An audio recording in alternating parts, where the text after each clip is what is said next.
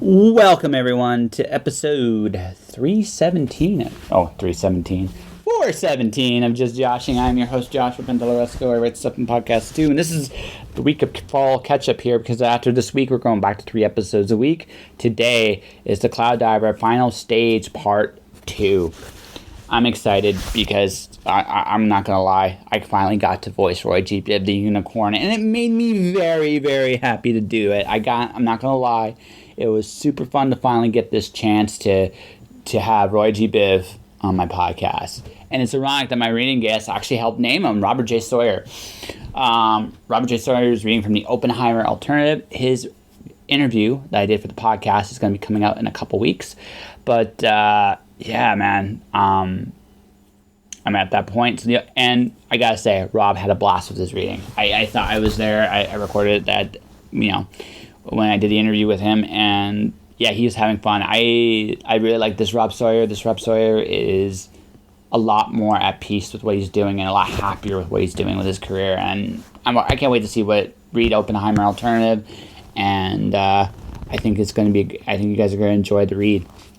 All right. So, but first, Johnny and Gunblade go back into the cloud. And along the way, they meet a daemon and a unicorn that bars rainbows. So let's start there, shall we?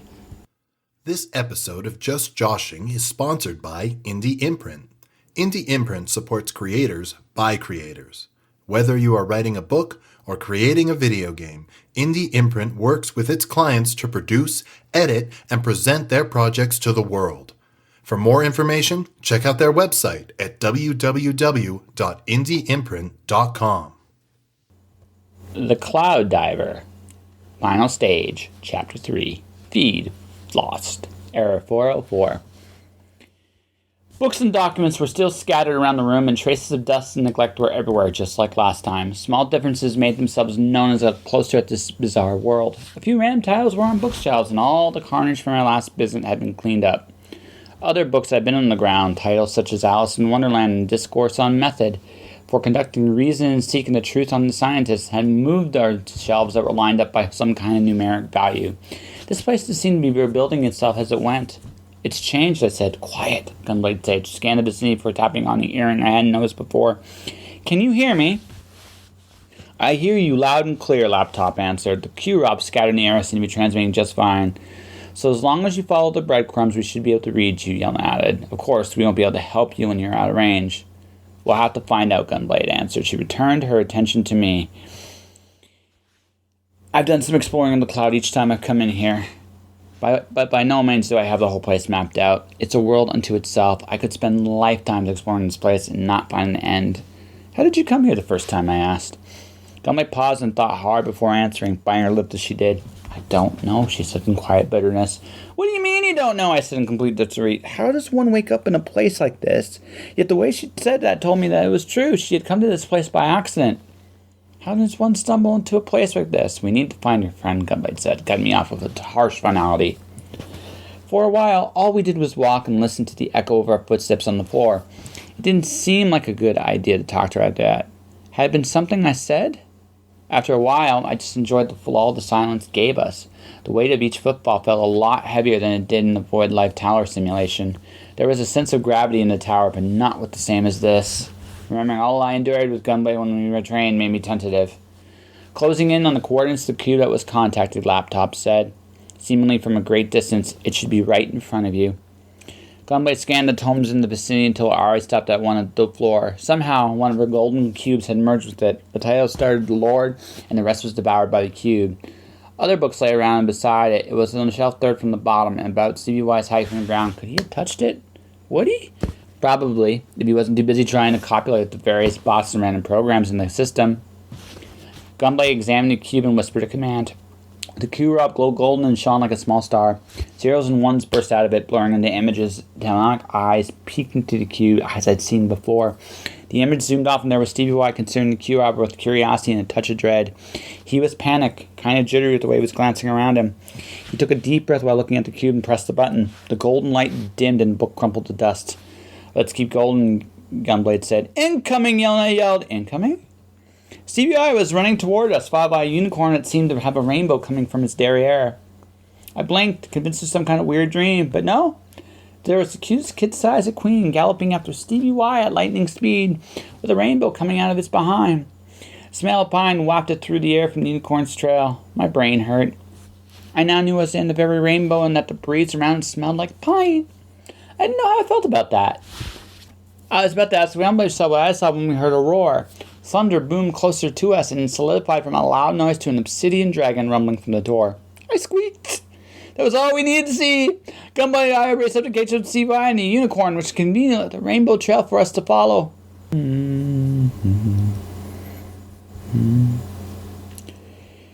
Cloud Diver, Final Stage, Chapter 4. Please stand by for a reboot of system. The dragon continued to cough with shots of black smoke and blue flame ejecting out of its various orifices. Either Gunblade had somehow made the creature allergic to bullets. Wait, could a dragon be allergic to bullets? Maybe the lead or whatever it was she imagined the bullets were made of? Flames engulfed this section of the cloud, and all four of us expressed varying degrees of concern at the inevitable result of said flame. We need to leave, now! The flames had already started burning the precious tomes of this section of the cloud. For its part, the giant lizard death seemed immune to the damage around it. He was sneezing here and there and had forgotten all about us. All four of us looked at the door the dragon had come from. Aside from the monster, it was the only thing that wasn't on fire. We all dashed towards it, where the room came to combust into a blazing kaleidoscope of indigo, orange, and crimson. We all tumbled through the door and kept running for a while. This door connected to a ginormous, yet incomplete, section of the cloud. It had a tile floor composed entirely of black and white squares surrounded by white walls. Statues of men in uniform stood guard, staring ahead into the unknown horizon. Yet for all the intricacy, this room felt empty.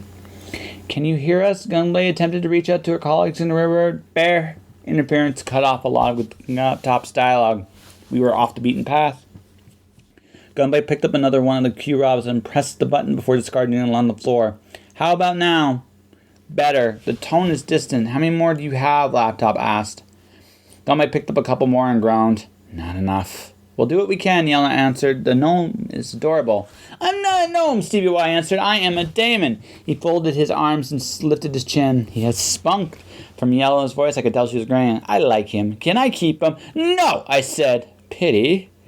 I think we can direct you back to one of the other beacons with what you have. From there, we can guide you to an alternate exit. Not to get out of range from time to time, I realized. Well, yeah, Stevie Y said. Using the two crews that's left, we can create a triangulation point for them to guide us back. But there will be a blind spot. We'll be alone? I blinked. Is he always like this? Gunblade asked. Cowardly? Stevie Y answered. Yes. He's entertained about it sometimes. Gunblade smirked. Indeed. Hey! They laughed and the unicorn neighed.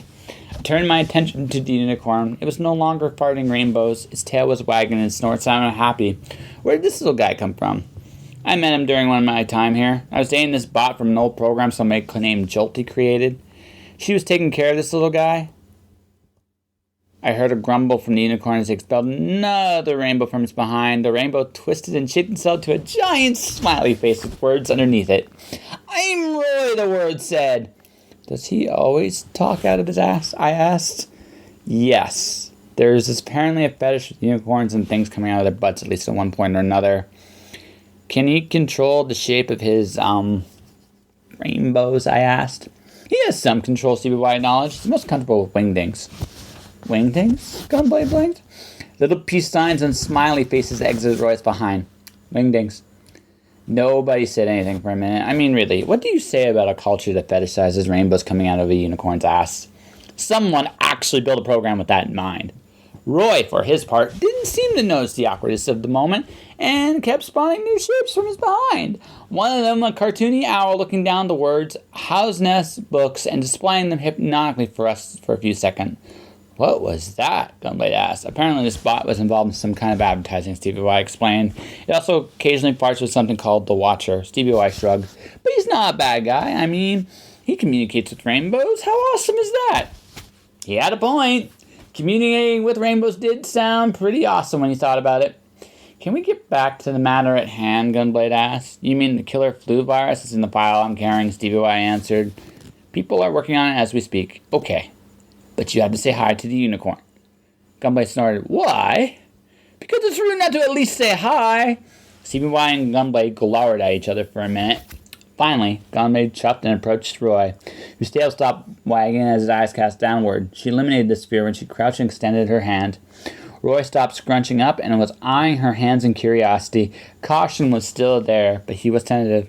Is Roy your full name? Gunblade asked. The unicorn shook its head. So what's your name? I'll tell you mine if you tell me yours. Roy thought about it for a second before smiling his very warm and friendly smile. He tooted on another rainbow from his caboose and it shaped itself into a full name along with a big smiley face. Roy G. Biv!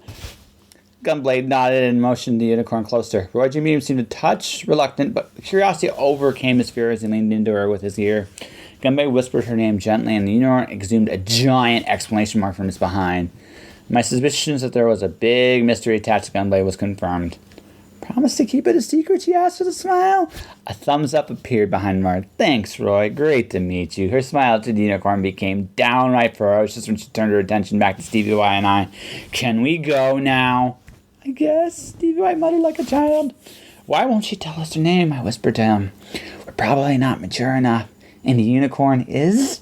We smiled then. It had been a long time. Now, Gunblade insisted. We both marched into line and strolled down the incomplete corridor. There were parts of it that felt like a long hallway, but other parts of it that felt otherworldly. This was a house with many worlds all inside it. To our immediate left, a giant penny. On one side was the model of a city with a blue water bridge, and on the other side there was a man dressed up like a bat. Each side of the coin was slipping in the void. I was tempted to call heads or tails. Off in the far right there was a man throwing what looked to be some kind of tea party with a little girl in a blue and white dress. A Cheshire cat was grinning with pure malice at the man in the large hat. Above us, there were blue impulses flickering faster as the walls on the corridor were being built. I saw a white roof being built and being repelled by an army of stickbearers. Was this an epic battle? This whole place felt so random and bizarre. Why did this room exist? Did someone imagine it? There was a nature to this place that I didn't understand. Maybe I never would. I turned to Gunblade, who seemed to be baffled with some of the imagery as I was. For his part, Stevie Y seemed nonplussed as we passed through the corridor. I didn't know what the others were doing, but I was looking for an exit now that we had found him. Why do you think this place is like this? I asked. The act of observing the atom changes it, she answered. Look at the unicorn. It's a program. Its existence survived here for decades on end. If it's survived here for decades, what else exists? And how would it react to intruders like us? Stevie Y finished. Gunblade nodded at its conclusion. Intruders? I have no intention of harming this place, I retorted. This place may have its own opinion, Stevie Y shuddered. There are scary things inside this place, right, Roy? A breeze of hot air from Roy's derriere painted rather glum view of the place. The absurdity of the pine-smelling ball of gas aside, the look on Roy's face was haunted. There were predators here, completely alien to the world I knew. This place was a different world. It was pure chaos, childlike, whimsical, and monstrous. We walked through the door at the end of the corridor, found ourselves staring at a picture of a wall with a woman carrying a little baby in the manger. There was one door on each side of the picture, waiting for us to walk through them and out of here. Rory expressed his curiosity by pooping her question mark in two swift backwards thrust motions, glancing at the Q-rub Gunblade was hammering.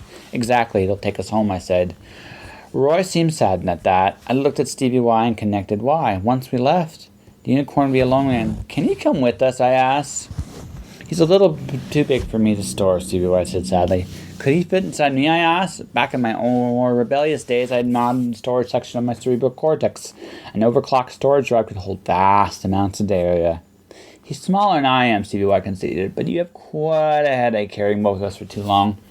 And there's no telling how he'll react to the outside world. Our systems weren't built for him. There'd be a lot of risk if you came along. I couldn't deny that the idea of me taking Roy out of the cloud would be bad for him and myself.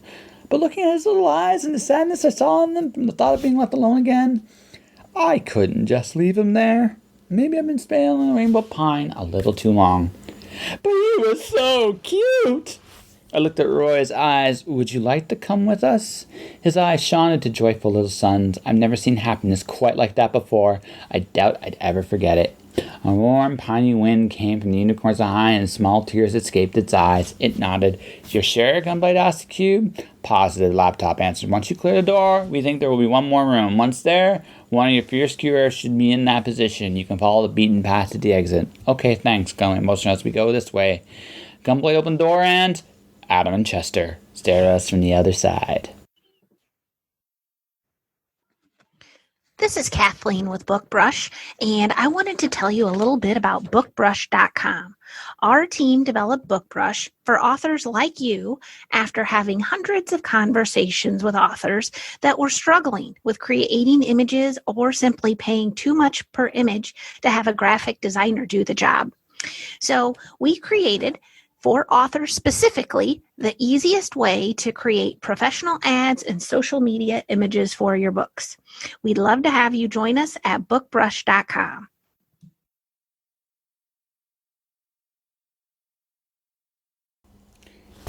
And yeah, well, you had to come back to Adam and Chester at some point, didn't you? But before I can get on to my next part of this, I need to point out a couple things. First off, my BookBrush presentation is going to be coming out September 26th. I'm going to actually have a sign-up sheet for people to get into here because, well, it's kind of a big deal. And you sign up, you basically have access to a demonstration of BookBrush, which for an author is a great tool. I use it myself for ads and other creative things. Definitely come out and check that out. It's definitely worth doing.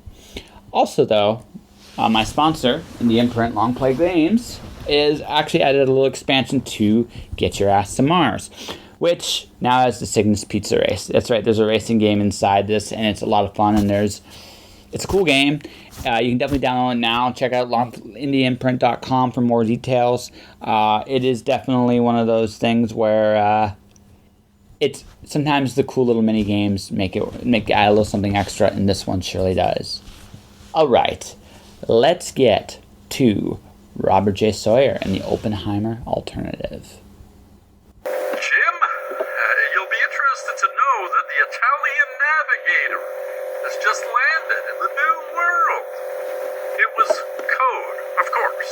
The Italian navigator was Leo Szilard's colleague, Enrico Fermi, who had led today's successful experiment. After months of labor, Fermi's team had created that which Szilard himself had been the first to envision 9 years previously, a controlled nuclear chain reaction. This afternoon, the world's first atomic reactor had run for 28 minutes. The first, that is, unless Nazi physicists had beaten them to the punch. Szilard stood near his boss, Arthur Holly Compton, in the latter's office at the University of Chicago. Arthur was on the phone with James Conant, chairman of the National Defense Research Committee, the organization in charge of secret war technology for the United States. Conant must have asked how the natives were, because Arthur's reply was, very friendly. Silence, while Arthur listened for a moment. No, he said to the master, I suspect he's gone back to port. A pause. Yes, he's here. Let me put him on. He handed Szilard the black handset. Never one for formalities, Leo said, Hello, Jim. His Hungarian accent made the name sound a bit like Jim. Congratulations, Doctor.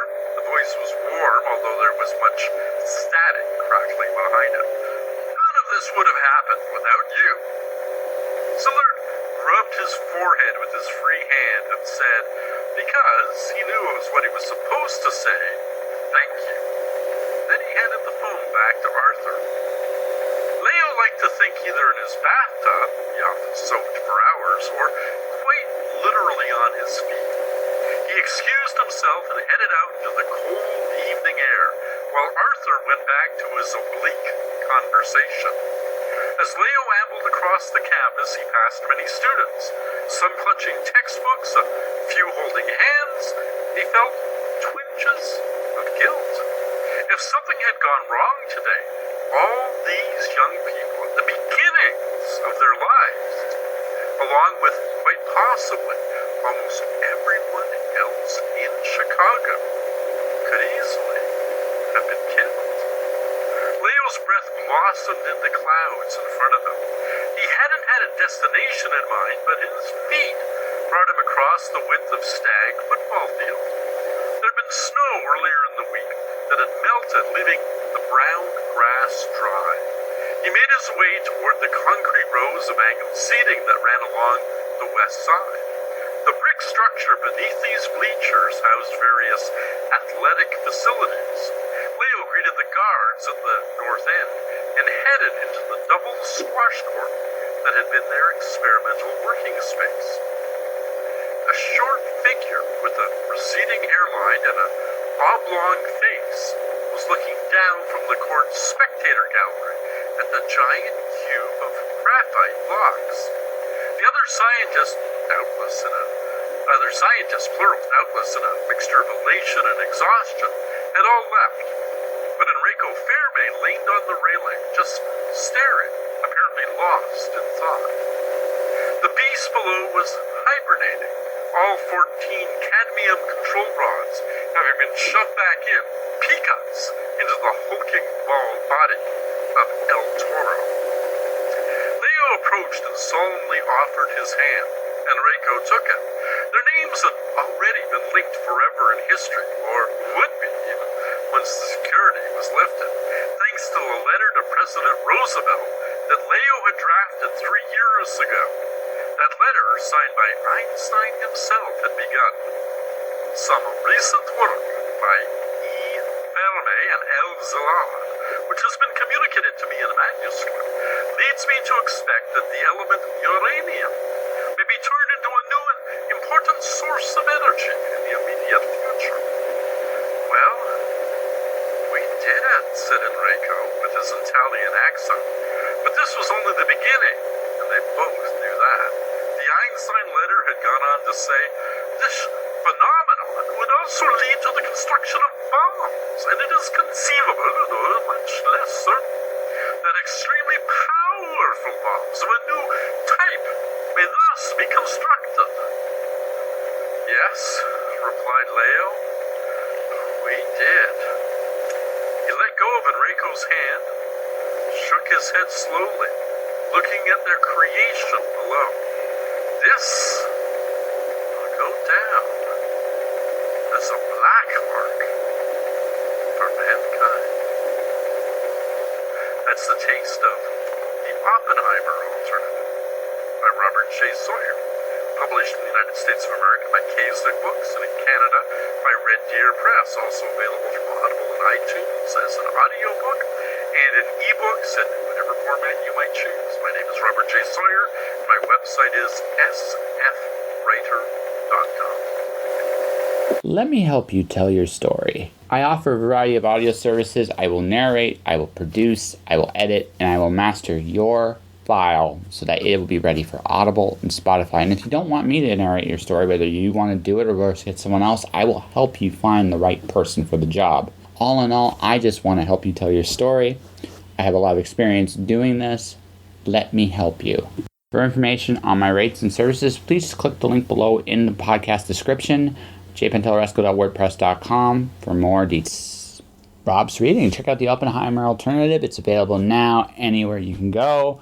Stay tuned later on in about 2 weeks for my interview with Robert J. Sawyer in regards to this particular book and the fact that he's back in the publishing game. It was a fun conversation, if a little cursed to get that thing to actually start, but we'll get to that when that interview comes. But yeah, well, I'm going to say this, let people know.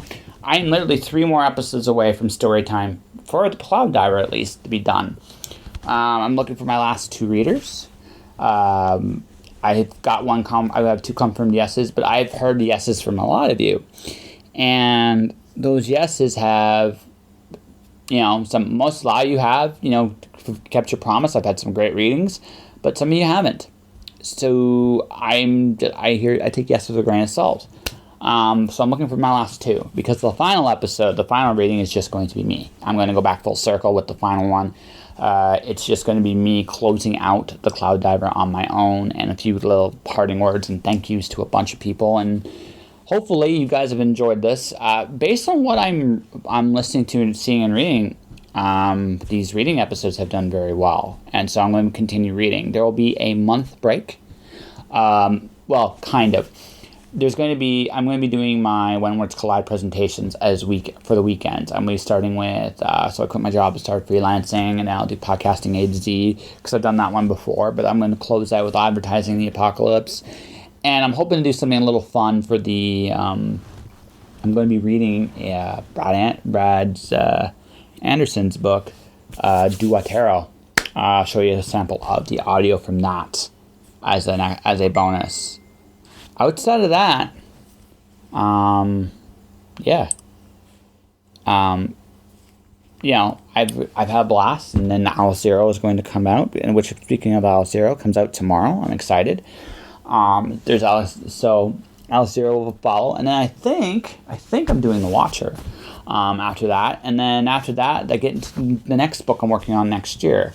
But yeah, story time is going to continue in some form or fashion, but the Cloud Diver story times are coming to an end. So, on that note, thank you to every author, performer, musician that has come on this show at this time. And that will do it for this episode of Just Joshing. If you want to support the podcast, you can do so in a number of different ways. Subscribe to the podcast: iTunes, Google Play, Spotify, Stitcher, Deezer. Come say hi. Come listen to some of my many interviews out there. There's some really good ones I'm proud of. There's some, every one of them is a great experience for me, and I appreciate everybody that comes on my show. My books, The Watcher, Storm Dancer, Wonder God from MerylPublishing.com. Go check them out. Buy some books. Go to Amazon for The Cloud Diver and Alice Zero, which will be out tomorrow. I'll be going wide with The Cloud Diver in October. I'm just letting people know that now, but Alice Zero will be, for now, on Amazon exclusively. So go, pick some orders, buy some books. $5 you get both. So go for it. My merchandise, jpenteloresco.redbubble.com. My Twitter and Instagram's at jpenteloresco. My YouTube channel's Joshua Penteloresco. Come say hi, guys. Take care of yourselves. Josh.